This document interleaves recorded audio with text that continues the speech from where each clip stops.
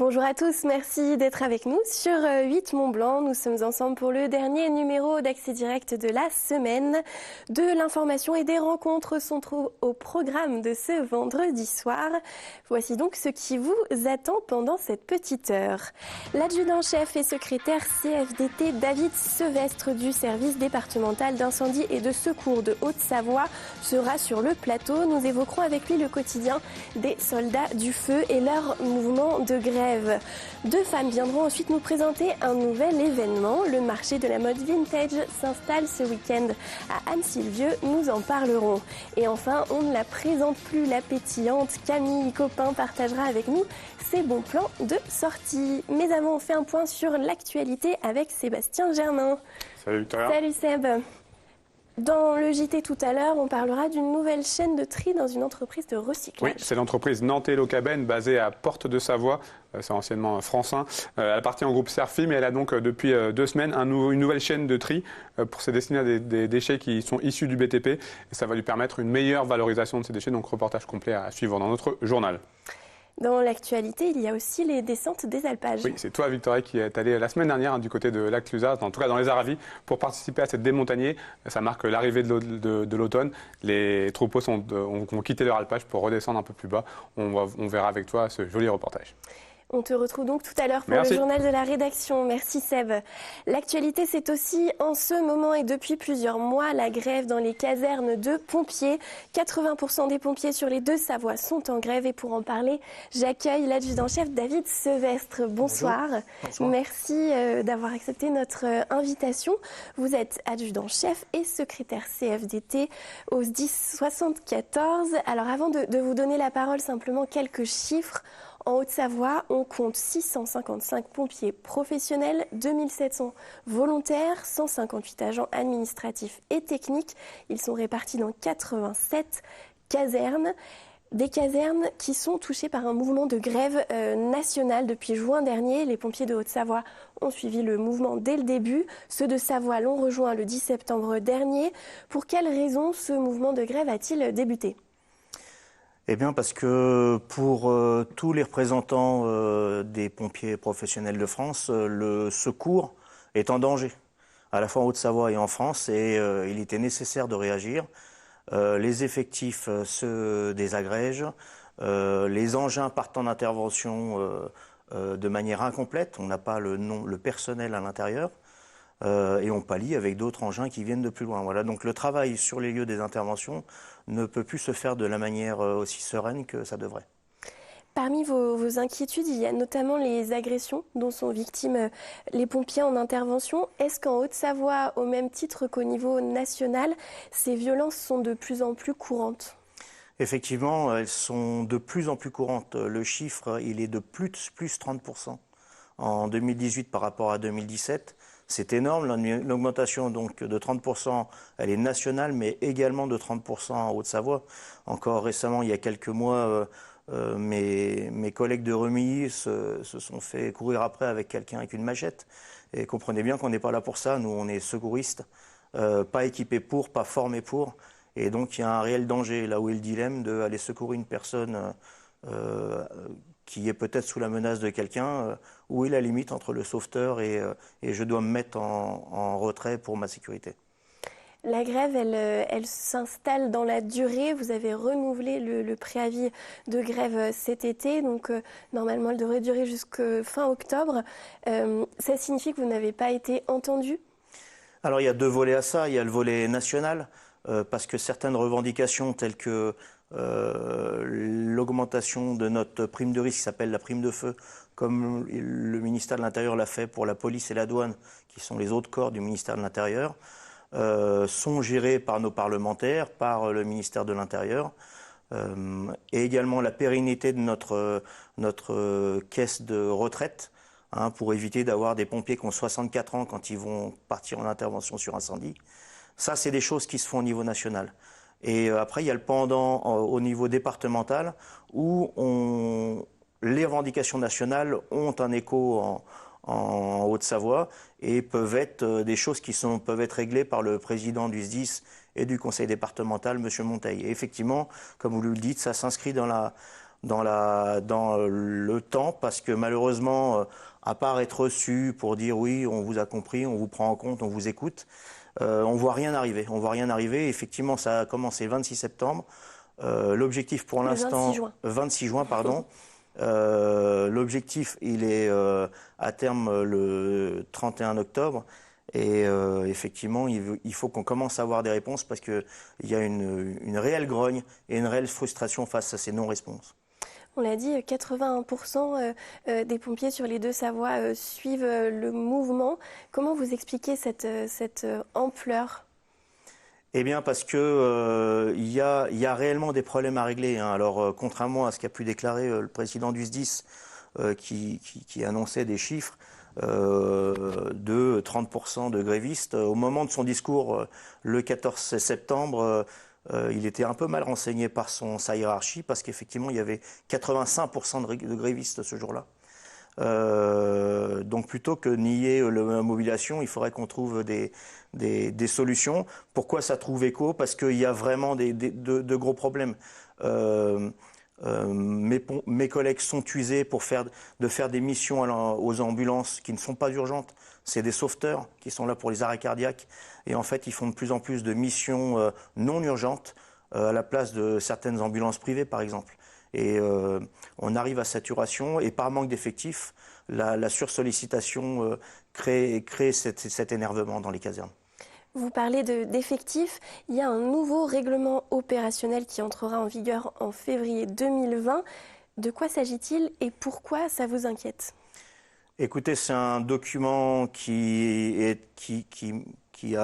met à peu près 1 an à être étudié. Il a commencé en juin.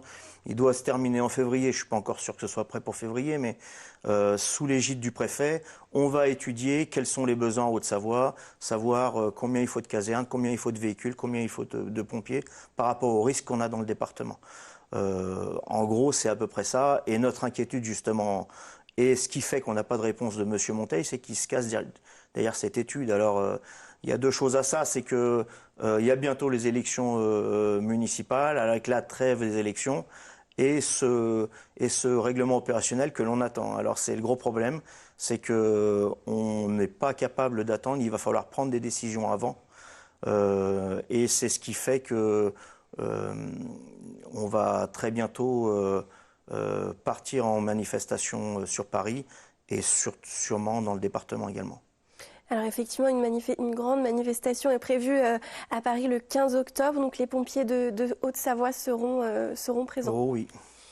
Oh oui, on est plus d'une centaine à se mobiliser par différents vecteurs. Et alors les chiffres sont de presque 200 personnes. Donc il y aura énormément de pompiers haut-savoyards et savoyards qui montent à nos côtés sur Paris mardi prochain. La mobilisation nationale sera énorme. On a également nos collègues infirmiers et médecins qui veulent nous rejoindre.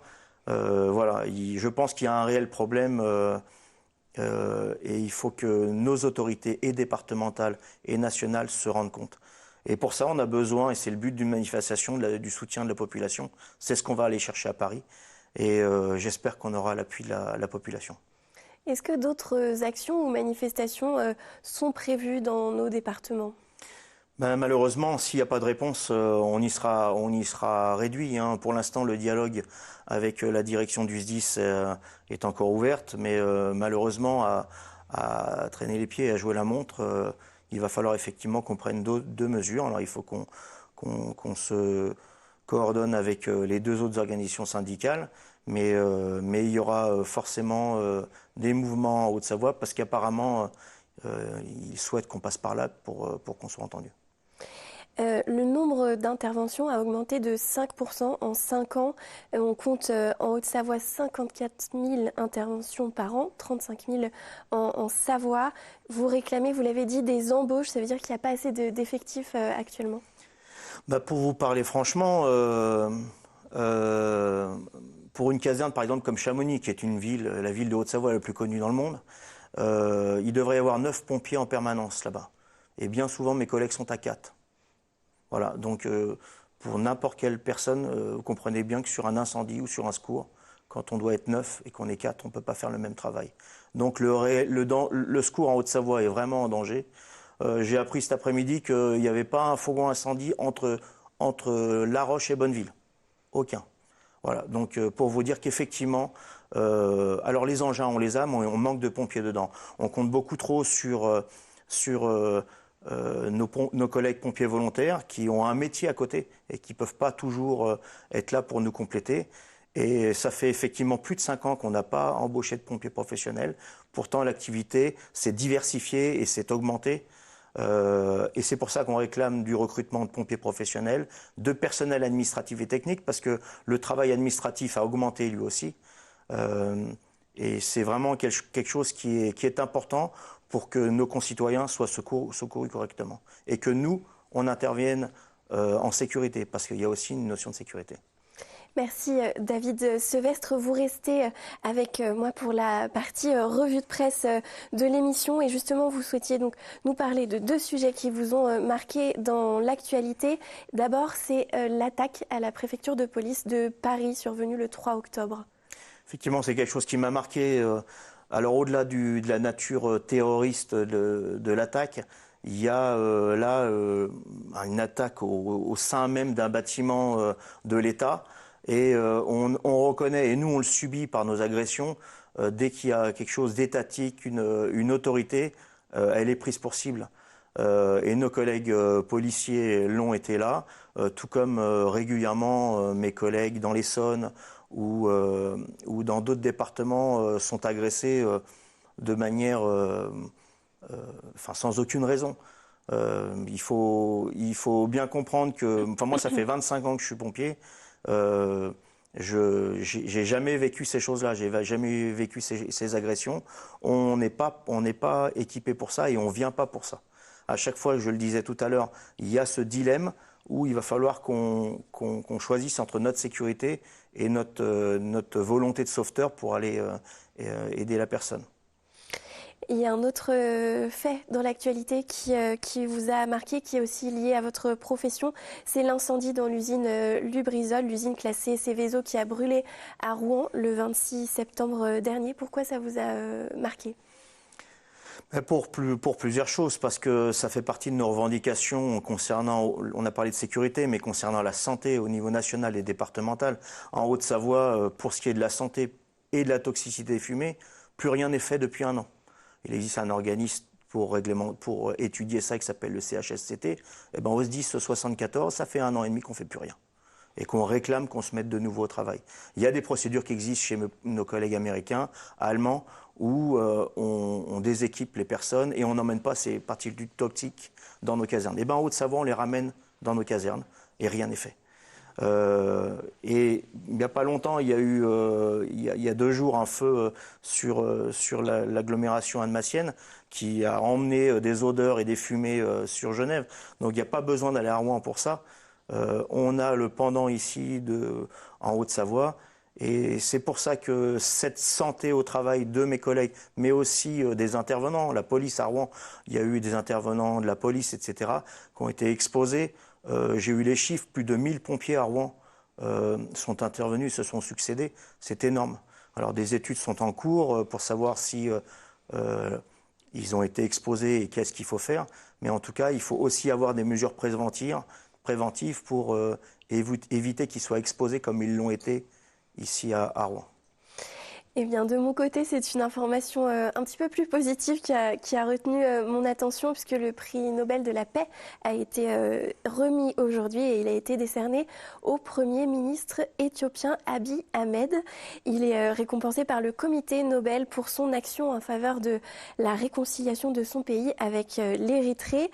Depuis son arrivée au pouvoir en avril 2018, après plusieurs années de protestations anti-gouvernementales, le Premier ministre a initié un rapprochement avec l'Érythrée, ancienne province éthiopienne.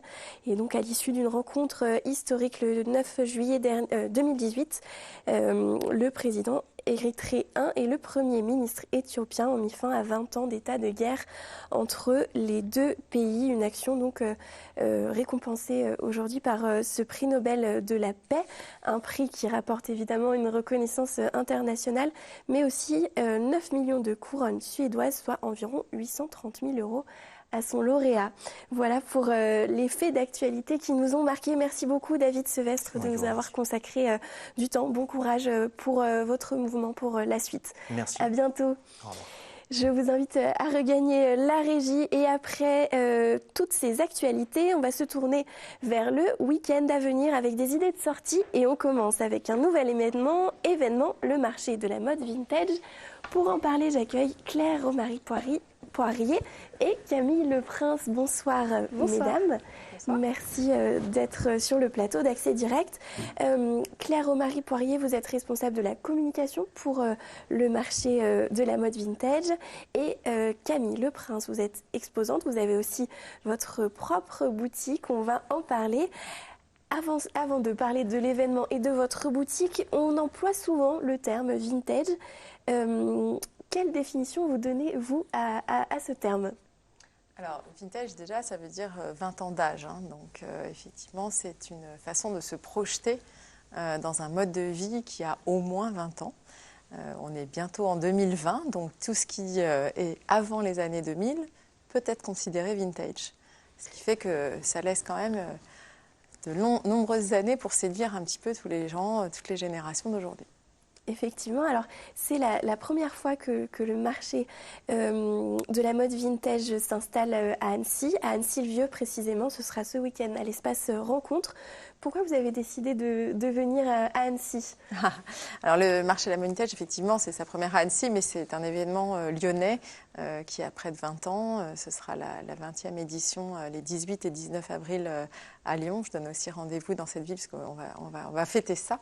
Et à Annecy, en fait, je suis venue sur ce plateau l'année dernière pour notre salon artisan créateur aussi. On a d'autres événements chez Market Prod et c'est une ville qu'on connaît bien, où l'accueil est quand même très positif.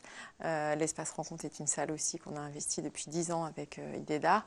Donc voilà, on est un petit peu chez nous et voilà, on s'est dit qu'Annecy c'était quand même une ville où le marché de la mode vintage avait aussi une légitimité. Il y a un tissu local intéressant, on a des partenaires là sur l'événement qui vont jouer le jeu, aussi bien au niveau drink, food, toute l'ambiance va être là. Alors, on va reparler un petit peu de tout ce qu'on pourra voir, mais en tout cas, on pourra rencontrer Camille Leprince. Pourquoi vous avez décidé d'inclure Camille dans ce marché ?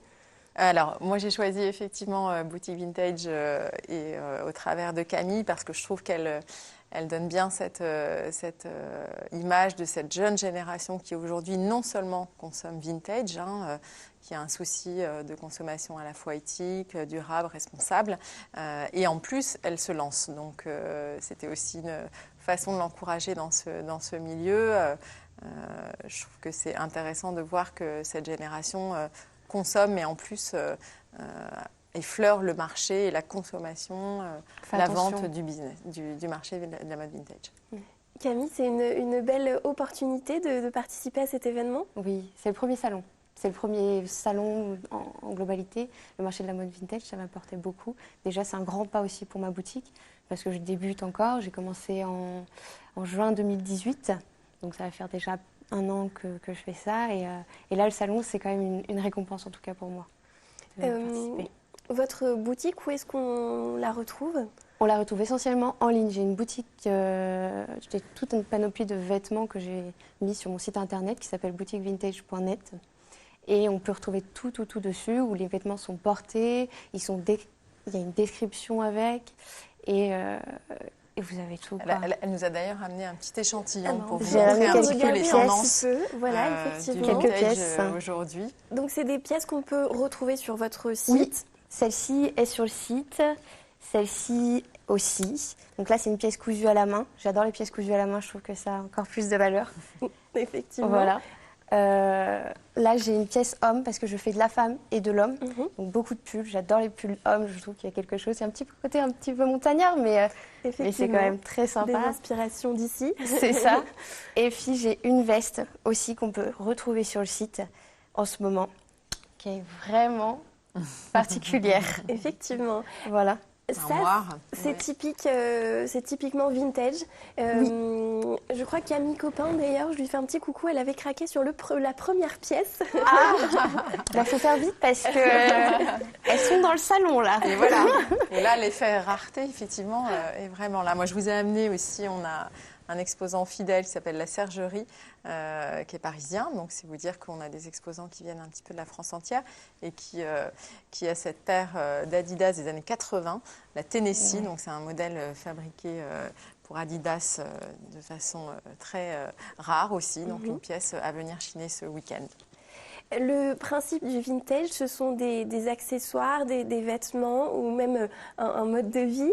Mais en tout cas, pour ce qui est des vêtements, des accessoires, c'est quelque chose de seconde main. C'est toujours de seconde main? Oui, alors il se peut qu'on trouve aussi des pièces qui n'ont pas été portées. Et alors là, c'est le Graal, hein, enfin, en tout cas. Mais après, je pense qu'il y a vraiment une démocratisation aujourd'hui dans le porté vintage. Un très bel ouvrage que je vous conseille, hein, Rétro Cool, sont des rédactrices de Elle qui voient dans le vintage effectivement vraiment un espoir en matière de consommation de mode aujourd'hui. C'est quand même l'industrie, la deuxième industrie la plus polluante au monde. Donc il y a une vraie prise de conscience, encore une fois, chez les jeunes. Voilà, et c'est très important aujourd'hui d'imaginer que porter du seconde main, c'est pour tout le monde. Comment vous vous êtes orientée, Camille, vers le vintage? C'était une évidence. J'ai ma maman qui chinait, qui m'emmenait dans les brocantes. J'ai ma mamie, pareil, m'emmenait sur les brocantes. Mes grands-parents, toujours. J'ai toujours été trimballée dans les brocantes et j'ai toujours été habillée avec des vêtements d'occasion. Donc pour moi, c'était pas un frein pour m'habiller. Au contraire, j'adore m'habiller dans les brocantes et je trouve que ça a plus de valeur. Et puis, sincèrement, je n'ai pas le même style que tout le monde et je crois que j'adore justement de me différencier des autres. Oui, c'est une façon d'être un peu décalée aussi. Ouais. Comment vous expliquiez, Claire, l'attrait des jeunes, voire très jeunes générations pour cette mode vintage? Aujourd'hui, il y a toujours eu l'attrait du prix, bien sûr, hein, pour les gens qui s'habillent seconde main, toutes générations confondues. C'est quand même une façon économique aussi de s'habiller, il ne faut pas l'oublier. Donc sur le marché de la vintage, ce week-end, on trouvera des pièces à 5 €, comme des pièces plus rares, peut-être aller jusqu'à 500, 2000 €, hein, des pièces... Voilà, donc c'est vraiment pour tous les portefeuilles. Donc il y a cette notion économique, c'est pour ça que c'est un marché. On vient chiner, on vient trouver la perle rare. Et puis voilà, de plus en plus cette nécessité de mieux consommer, qui est un message que l'on souhaite aussi nous donner sur cet événement. Où est-ce qu'on peut retrouver tout le programme pour ceux qui souhaitent venir vous voir? Alors, sur le site marchémodevintage.com, bien sûr, sur nos flyers qui sont un petit peu partout à Annecy. On est ouvert de 10h à 19h samedi et dimanche. Alors, il y a des moments forts, avec notamment une chasse au look, un fashion look contest à 16h samedi. Donc, les gens les plus lookés pourront venir nous voir, nous rejoindre. On a aussi des ambiances un peu swing, danse, etc. à 17h samedi et dimanche. Et voilà, ça va être l'occasion de passer un bon moment ensemble autour d'une bonne bière des brasseurs savoyards. On a aussi le comptoir des bruschetta, des burgers. Donc l'idée, c'est de passer un bon moment tout en chinant. On sera servi en termes de gastronomie aussi, j'ai cru comprendre ça. Exactement. C'est familial. Voilà, tout à fait. Le rendez-vous est pris. En tout cas, merci beaucoup, mesdames, d'être venues nous présenter ce marché de la mode vintage. On le rappelle, ça se passe ce week-end, donc à l'espace Rencontre à Annecy-le-Vieux. Merci Claire, Marie Poirier et Camille Le Prince. Et très bon week-end à vous. Je vous invite à regagner la régie avec tous ces jolis produits. Merci. Au revoir. Merci beaucoup. Je vais accueillir tout de suite l'irremplaçable Camille Copin pour ses bons plans. Salut Camille, je t'ai vu loucher sur les vêtements. Hein. Je laisse une chance aux personnes de pouvoir choper cette pièce avant que j'arrive. Comment ça va Camille? Ça va bien Victoria. Bon, on a toutes les deux la voix cassée, mais voilà, on est tous un petit peu enrhumés, c'est le rhume d'automne. C'est pas grave, on a quand même envie de sortir ce week-end. Quand même, toujours. Et on commence avec le salon des transfrontaliers. Oui, ça me tenait à cœur d'en parler. C'est la 16e édition de ce salon qui permet de rencontrer les acteurs économiques et institutionnels pour s'informer sur tous les sujets transfrontaliers. Le marché du travail, on a beaucoup de frontaliers qui vont travailler en Suisse et inversement des Suisses en France, ça arrive aussi. Il y aura des conférences le samedi sur le statut du frontalier, la retraite en Suisse, la réforme fiscale genevoise, comment bien chercher un emploi en France et en Suisse, ce genre de choses. Donc c'est super intéressant. Ça se passait aujourd'hui toute la journée et ça se passe également demain de 9h30 à 18h au complexe Martin Luther King à Annemasse. L'entrée est à 3 € et vous retrouvez toutes les informations sur le site frontalier.org. Je sais, Camille, que tu es une grande passionnée d'équitation, alors tu nous en parles ce soir. Voilà, c'est un petit peu la saison et on en retrouve l'été et on en retrouve aussi pas mal en début d'automne ce genre de compétition. Donc là, c'est l'Olympe Jump. C'est la 10e édition, c'est un jumping national Pro 1. C'est le seul concours indoor qu'il y a en Savoie et c'est également une excellente préparation pour Equita Lyon qui arrive aussi du 30 octobre au 3 novembre. Donc là, c'est un concours d'obstacles avec plusieurs catégories amateurs et pro, en fonction du niveau du binôme cheval-cavalier, tout simplement. Et samedi soir, il y a une épreuve spéciale qui s'appelle la puissance. En fait, c'est quelques cavaliers qui sont choisis sur le tas pour sauter de plus en plus haut sans faire de faute. C'est généralement une épreuve qui est plutôt pas mal, où il y a beaucoup d'encouragement dans le public, etc. C'est assez prenant. Il y a des concours également donc, toute la journée, seulement des pauses entre les épreuves qui sont d'environ 30 minutes, le temps de démonter et de remonter le prochain parcours. Il y a un village exposant, il y a aussi un espace buvette, un espace snack. Ça se passe donc à la Halle Olympique d'Albertville. C'est samedi de 10h à minuit et dimanche de 10h à 18h. Et au niveau de l'entrée, c'est 2 €. Et vous retrouvez toutes les infos sur le site olympejump.imonsite.com. On va rester à Albertville pour une grande braderie. Oui, c'est un grand déballage à Albertville. C'est une grande braderie qui aura lieu donc ce dimanche 13 octobre dans le centre-ville. C'est l'Union commerciale et artisanale d'Albertville qui organise ça. Donc on a une braderie de professionnels et un vide-grenier de particuliers. Il y en aura donc pour tout le monde. Et l'idée, c'est de pouvoir y faire des affaires entre 8h30 et 17h30. Voilà pour cette braderie. Donc on vous invite à aller faire un petit tour s'il fait. À Albertville, il va se passer plein de choses. On parle ensuite d'un festival de magie. Oui, c'est une info que j'ai eue de Robin Deville. Je ne sais pas si tu l'as connu, c'est un jeune champion de France de magie close-up qu'on avait reçu il y a 2 ans sur le plateau de cette émission. C'est donc la 5e édition du Festival de magie et des arts visuels qui se déroulera donc à Rumilly ce samedi 12 octobre. Il y a plusieurs artistes qui se succéderont sur scène, notamment Jean Garin, Nestor Atto, Pépi et Othello et bien d'autres. C'est à 20h30 à la salle des fêtes de Rumilly. Au niveau des tarifs, il faut compter 15 € pour les adultes, 8 € pour les enfants de moins de 12 ans. Au niveau des réservations, ça se fait auprès du Café des Sports et au numéro de téléphone 06 88 84 13 50. Et sinon, il y aura également une billetterie sur place le soir même. Donc voilà, toutes les infos sont sur le site comitédesfêtesderumilly.fr et ça promet d'être une bonne soirée. Et Robin d'ailleurs fera des petits tours de magie pendant l'entracte. Camille, tu es ma référente en termes de zéro déchet et ce soir tu nous présentes une conférence sur ce thème-là. Exactement, c'est une vraie belle conférence sur zéro déchet et aussi sur les enjeux de l'eau. Une conférence qui est animée par Frédéric Laurent qui se passera au Polyèdre à Annecy le lundi 14 octobre.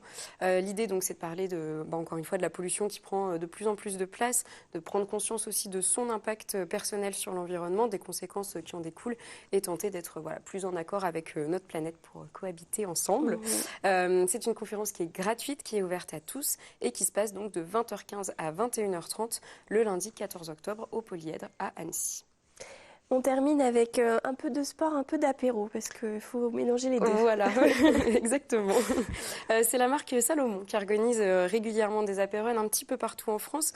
Donc, qu'est-ce qu'un apéron ? Tout simplement, c'est un apéro running. Ça se passe entre 19h et 22h. On vous offre un magnifique t-shirt violet qu'on peut voir sur la photo. Des réductions également sur le site de Salomon. On court en groupe à peu près entre 5 et 8 km. Ça nous permet de tester généralement une nouvelle paire de chaussures donc de la marque Salomon qui, une des nouveautés. Et puis comme ça, on voit un petit peu les spécificités, l'adhérence, etc. Et puis ensuite, quand tout ça est fini, on part sur l'apéro avec modération. Et on a un quiz pour tester nos connaissances sur la course à pied et sur la marque. Et donc des lots et goodies à gagner en fonction. Donc c'est un très bel événement auquel j'ai déjà participé 2 fois, qui est très très sympa. Et je vous propose tout simplement de se mettre dans l'ambiance avec un petit teaser.